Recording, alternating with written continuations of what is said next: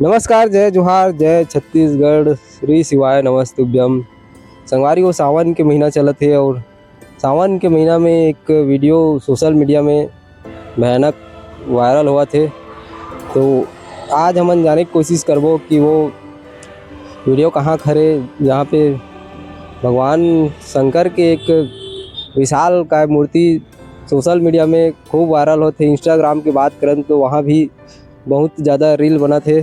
तो आज हमन ये जगह जाने का प्रयास करबो कि आखिर ये जगह कहाँ है, कौन सी जगह में है और कौन सी जिला में है। तो संगवारी में अभी जिन जगह में खड़े हाँ वो जगह हरे, ये रोड हरे ओल्ड धमतरी रोड हरे, मतलब रायपुर से धमतरी रोड डायरेक्ट हरे, ये वाला रोड है। तो अभी हमन हाँ रायपुर से संतोषी नगर तरफ से यहाँ, जहाँ पे हमला कमल विहार, डूड़ा, खिलौरा जिसे गांव मतलब देखे बर मिली से। तो रायपुर से लगभग 13 किलोमीटर दूर आगे में एक सोसाइटी दिखी से, जेकर नाम हवे गणेश वाटिका रेसिडेंस।